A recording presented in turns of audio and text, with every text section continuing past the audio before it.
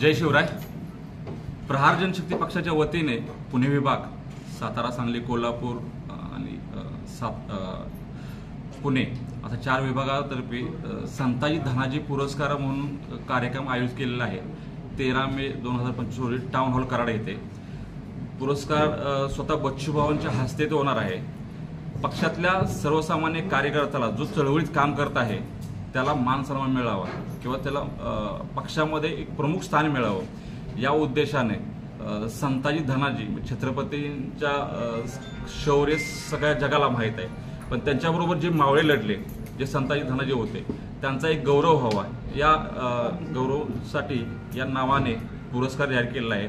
आणि विभागीय मेळावा म्हणजे प्रमुख कोल्हापूर, सांगली आणि पुणे आणि सातारा येथील प्रमुख विभागातले जे प्रपाधिकारी आहेत त्यांचा एक विभागीय मेळावा टाउन हॉलला आयोजित केलेला आहे। त्याच्या प्रमुख उपस्थितीमध्ये पुरस्कार वितरण होईल। सन्मान चिन्ह बच्चूभाऊंच्या हस्ते। बच्चूभाऊंचं कार्यक्रमाची 2 वाजता त्यांचं आगमन होईल कोल्हापूर नाक्यावरती। आगमन झाल्यानंतर छत्रपती शिवाजी महाराजांना पुष्पहार अर्पण करून यशवंतराव चव्हाण साहेबांच्या समाधीचं अभिवादन करून ते कार्यक्रमस्थळी येतील व तिथून कार्यक्रमाला सुरुवात होईल। कार्यक्रम सुरू होत असताना एक पोवाड्याचं आयोजन केलेलं आहे। संताजी धनाजी यांच्यावरती पोवाडा होऊन जाईल, तिथून पुरस्कार वितरण करून कार्यक्रम होऊन जाईल।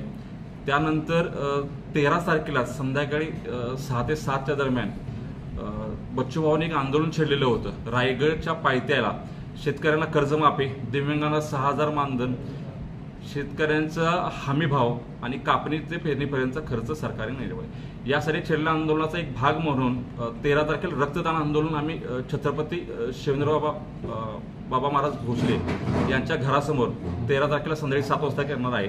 याचं नेतृत्व स्वतः बच्चूभाऊ करणार आहे। त्यामुळे इथला कार्यक्रम झाल्यानंतर आमचं ते आंदोलन होणार आहे।